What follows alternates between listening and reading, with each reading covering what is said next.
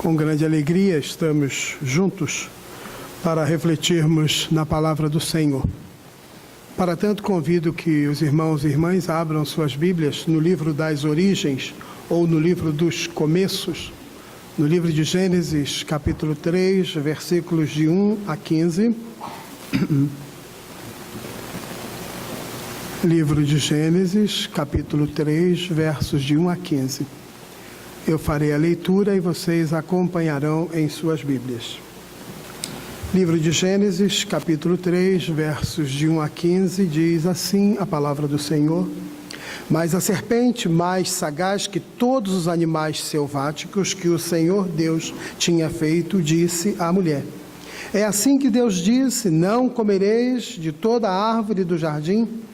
Respondeu-lhe a mulher: do fruto das árvores do jardim podemos comer, mas do fruto da árvore que está no meio do jardim, disse Deus: dele não comereis, nem tocareis nele, para que não morrais.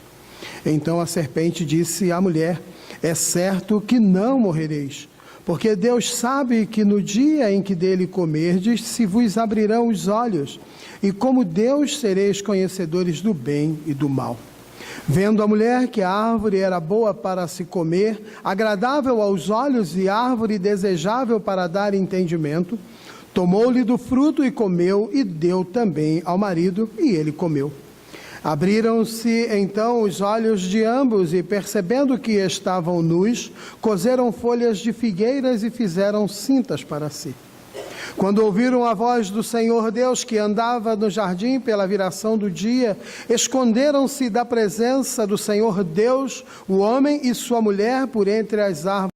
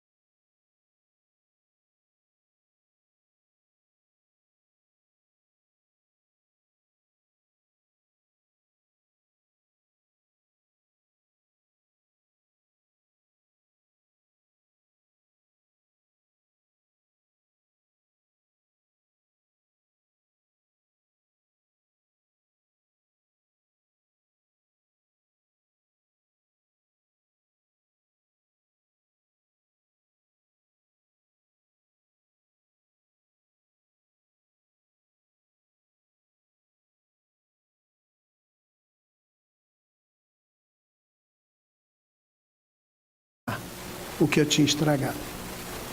Então, quando minha mãe falou, você já sabe o que vai acontecer, eu falei, tudo bem, mas só me responde uma coisa, dá para consertar? Ela falou, eu conserto. Eu falei, então pode bater. E ela bateu. Depois que ela bateu, eu perguntei, tem certeza que dá para consertar? Ela falou, tem. Então eu fui para a rua brincar, aprontar, porque o que eu aprontasse na rua, apanhava em casa sem nenhum problema. E ela consertou. Então ter alguém que consertasse aquilo que fazíamos de errado era algo muito bom, me dava segurança, me deixava numa situação estável, porque eu podia fazer qualquer coisa, porque eu tinha alguém que consertava as coisas que eu fazia de errado. E assim era. E o nosso trato valia, e valeu, até o dia em que o Senhor a levou para descansar, e a partir desse dia eu não tive mais trato, porque ela não podia mais consertar o que eu havia estragado. Mas aqui o homem estragou alguma coisa, e o homem não sabia como consertar. A única coisa que o homem percebeu, depois que estragou, estamos nus. O homem e a mulher estavam nus, viviam nus, andavam para cima e para baixo, sem ter nenhuma noção e nenhuma preocupação com isso. Mas no dia em que o mal chegou nele, despertado pela cobiça, pela ganância, eles se descobriram nus e taparam a sua nudez, porque a nudez é sempre vergonhosa. E quando o homem cobre a sua nudez, aparentemente está tudo resolvido, ou seja, a nudez está coberta, mas o homem tinha que se encontrar com Deus. E quando Deus vem no jardim, porque era uma prática, o homem se esconde como se possível fosse o homem se esconder de Deus. E Deus lhe chama e o homem diz, nós ouvimos a sua voz e nos escondemos porque estávamos com medo, porque estávamos nus. E Deus pergunta, quem te fez saber que estavas nus? Quem fez vocês saberem isso? Porque os olhos de vocês não tinham esta orientação, ou seja, vocês não tinham esta habilidade de enxergarem-se nus. Olha que coisa interessante, que é o que Deus diz, vocês não tinham esta habilidade. É a mesma coisa quando falamos acerca do livre-arbítrio. Eu acho interessante quando vejo alguém afirmando, eu tenho livre-arbítrio. Não, o único que tinha livre-arbítrio foi Adão, nosso pai. E ele trocou o livre-arbítrio pela escravidão. E o que é o livre-arbítrio? É a capacidade única do homem de fazer algo contrário à sua natureza. Isso é o livre-arbítrio. É a capacidade do homem de fazer algo contrário à sua natureza. Ou seja, Deus criou o homem perfeito e o colocou perfeito no Éden. O mal, fazer o mal ou desobedecer não era algo que fazia parte das habilidades e da capacidade do homem.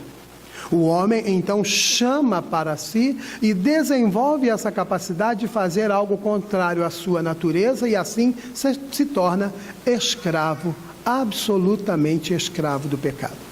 E isso na teologia nós chamamos de depravação, ou seja, o homem agora se degenerou definitivamente, o homem se degenerou de forma que todo o seu corpo, todo o seu pensamento, todos os seus ideais, o seu coração no seu profundo estava contaminado, estava deturpado. E esta depravação afeta o homem em todas as suas coisas, mas não apenas Adão. Como foi bem colocado no texto, capítulo 5 da carta de Paulo aos Romanos, no versículo 12, que disse que o pecado entrou por um homem no mundo e passou a todos, porque todos pecaram. É interessante que quando Paulo escreve isso aos Romanos, ele não está dizendo que o homem pecou, ou seja, eu e você não precisávamos cometer nenhum pecado para que o gênero humano inteiro estivesse condenado no pecado de Adão. Quando os nossos pais pecaram no Éden, eles transmitiram um legado a todos nós, dos quais todos nos tornamos cúmplices, parceiros, fiéis a Adão e, consequentemente, condenados à morte. Mas aí há uma outra coisa interessante, quando Deus diz a Adão, no dia que você comer da árvore do conhecimento do bem e do mal, você vai morrer.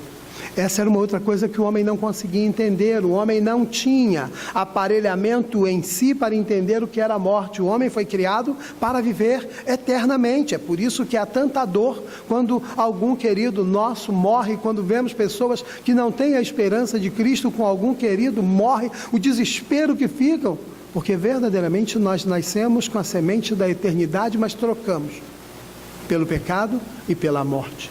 Então, quando Deus diz que o homem morreria, para o homem isso era algo totalmente novo, era algo totalmente inusitado, e também para a terra. A terra foi a matéria, o pó da terra, que Deus usou para formar o homem e soprar no homem o fôlego de vida. A terra não sabia o que era receber de si mesmo, de que saíra dela para tornar-se homem, para tornar-se mulher. Mas Deus disse que o homem morreria, e o homem morreu. Ele não entendia muito bem, porque ele condenou o planeta em que nós fomos colocados. Ou seja, a partir de então, a Terra vem experimentando todos os tipos de sofrimento. O processo de desertificação, o esgotamento das águas com impurezas, os oceanos bravios se levantando, as tormentas se colocando, a Terra que faz movimentos constantes e numa velocidade indescritível. Tudo isso foi contaminado, mas não apenas isso. Aquelas coisas que estão sobre a nossa cabeça, as estrelas, os planetas e todas as coisas que estão colocadas sobre a nossa cabeça, quando o homem pecou, ele condenou à morte todo o sistema e condenou à morte toda a perfeição que Deus tinha colocado em todas as suas obras criadas. Para que vocês tenham uma ideia disso, quando vemos no capítulo 1 de Gênesis, que vem relatando a criação, ao final de cada dia, quando Deus terminava a criação daquele dia, o texto diz: e viu Deus que era bom. E quando Deus termina e coloca o homem, que é a coroa da criação, e estabelece todas as coisas, o termo já não é bom. O termo é: e viu Deus que era muito bom. E o homem, então, maculou toda a obra criada do Senhor. O homem, então, maculou de forma definitiva e inaugurou o fim lá no começo, quando o homem escolheu a morte e transmitiu a morte a todos os homens. Mas o homem ainda não tinha ideia do que era isso. O homem ainda não havia compreendido o que ele tinha feito e o quanto de degeneração eles ainda iam experimentar. E o homem aprofundou-se na sua especialidade, pecar. O homem aprofundou-se na sua peculiaridade, afastar-se de Deus. E Deus, então, como que numa nova criação, chama um homem e manda que ele construa um grande barco para que pudesse colocar ali as espécies de vida e também os homens. E durante um longo tempo, 100 anos, aquele homem martela cada uma daquelas tábuas daquela arca. E no martelar daquelas tábuas era como anunciar que o fim estava próximo.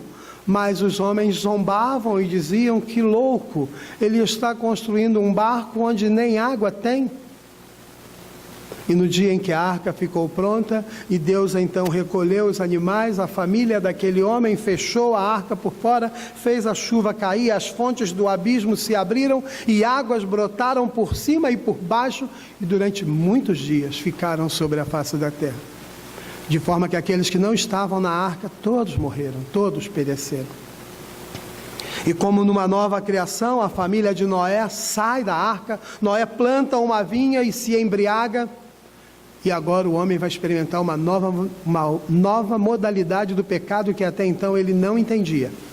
Quando o cão anuncia para os seus irmãos a nudez do seu pai, a bênção que seu pai dá a seus irmãos, e a maldição dada a ele é: você será servo dos seus irmãos, a dominação dos homens.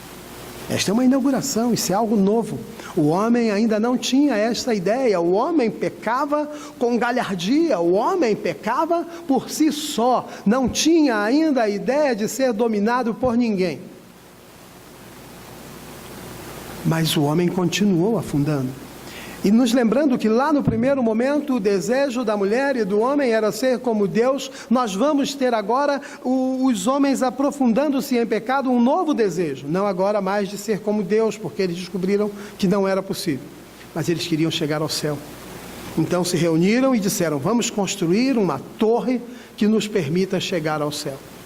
E Deus então lhes confundiu as línguas e eles foram dispersos pela face da terra, e o homem então foi usando a sua criatividade para pecar cada vez mais, de forma variada, de forma a aprofundar-se na condição do pecado.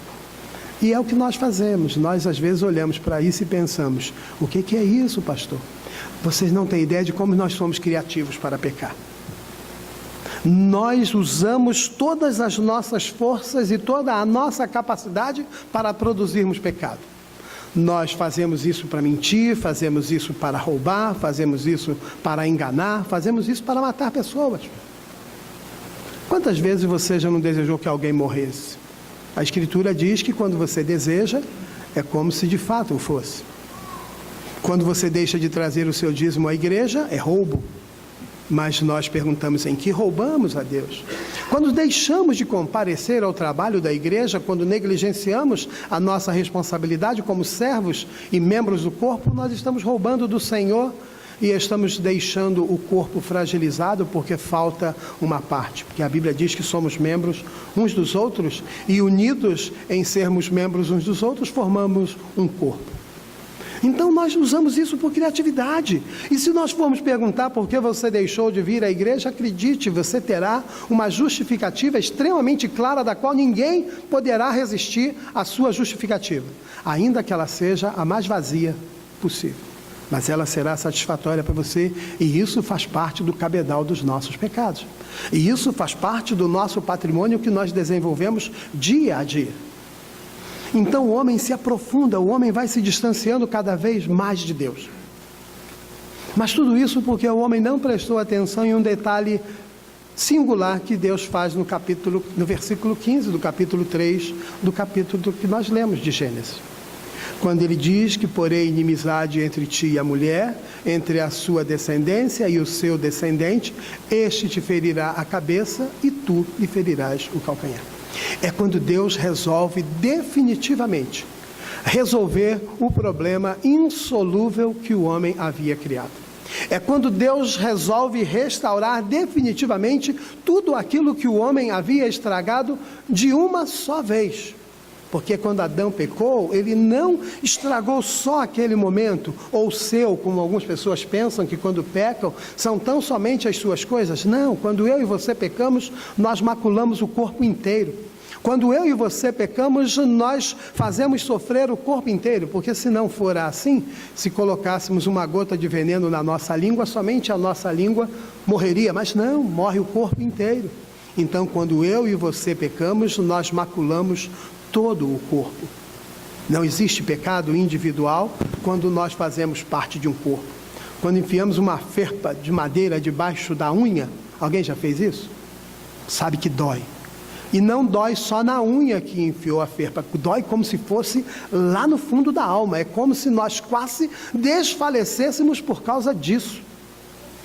Quando damos uma martelada no dedo, não sei se tem marceneiro aqui, eu já nem faço mais serviço, porque todas as vezes que eu ia martelar, era batata, que o meu dedo ia levar a martelada. Então, eu desisti disso, não martelo mais. Se bem que andaram me ensinando alguns truques, eu ainda não experimentei, mas eu devo experimentar, para martelar segurando com alicate, o prego, qualquer coisa. Eu ainda vou testar, ainda não testei. Então, o homem, ele vai nessa situação e Deus agora vai resolver o que era insolúvel. Certa feita, visitando uma senhora de idade, esposa de um pastor, amigo, e fui fazer uma visita e ela serviu um café da tarde. Colocou um prato na mesa que olhar o prato já era coisa linda de tanta delicadeza. E eu que tenho a delicadeza de um elefante numa loja de cristal apertada, quando tentei ser delicado e peguei com a ponta do dedo o prato, quando puxei veio só um pedaço do prato. E eu ficava olhando, e eu voltava e colocava o pedaço no lugar, e quando Dona Quitéria chegou, eu perguntei: Dona Quitéria, esse prato era muito importante para a senhora? Ela falou: é, pastor, ganhei de uma amiga de muitos anos, que nem está mais entre nós, então guardo com muita lembrança. Cada vez que ela falava, eu piorava na minha consciência. Então eu tirei o dedo e falei: eu quebrei. Ela falou: não tem problema. Eu falei: problema tem. A senhora poderá, em consideração a mim, dizer que conserta, mas nunca mais vai ser o mesmo prato. Todas as vezes que a senhora olhar, a senhora vai lembrar: alguém quebrou. E ela saberia quem foi que quebrou. Ela saberia que fui eu quem quebrou. Assim como o homem fez lá no Éden. O homem quebrou o que não podia reparar. O homem estragou o que não podia consertar. O homem estragou o que definitivamente estaria estragado por todas as gerações de homens que viessem depois dele. O homem deturpou algo sobre o qual ele não podia fazer nenhum ato, não tinha nenhum efeito que ele fizesse que pudesse retornar ao estado anterior. Mas então Deus diz: eu vou consertar o estrago de vocês. Eu posso. E aí, ele fez uma promessa muito interessante. Ele falou do Messias, aquele que viria para remir o mundo do pecado. Aquele que viria para verdadeiramente assumir todas as coisas que o homem fez e satisfazer todas as exigências da lei. Quando Jesus, no capítulo 19 do Evangelho de João, no seu versículo 30, quando ele diz: está consumado, ele está dizendo assim: estão satisfeitas todas as exigências da lei, para que o eleito em Cristo possa herdar a vida eterna e viver eternamente para com Deus. Então Deus disse: eu vou resolver o problema. E então ele falou: vai acontecer num determinado dia o Natal. É interessante, né? Todos nós comemoramos o Natal todos os anos. Damos presentes, recebemos presentes, temos a mesa farta, convidamos os nossos amigos, as pessoas com os corações voluntariosos. Mas nós dificilmente pensamos que o Natal, o verdadeiro sentido do verdadeiro Natal é Deus dizendo: eu vou consertar o erro definitivamente que o homem de forma definitiva cometeu.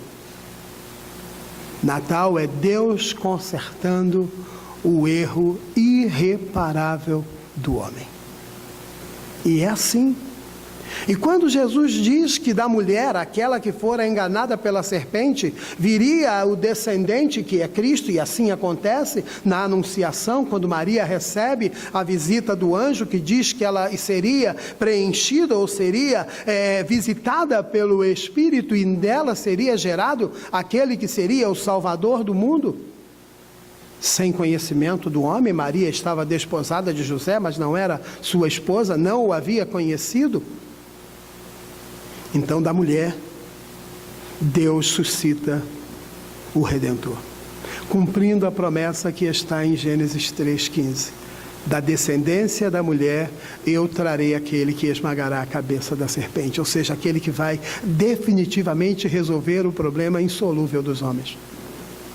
É claro que a alvorada da promessa do Natal vai bem corroborar com o momento vespertino da sexta-feira de horror, daquela sexta-feira angustiante em que o nosso Senhor vai na cruz e satisfaz de forma definitiva a redenção dos seus. Então Deus estabelece a resolução e diz: a resolução será tão somente por este caminho.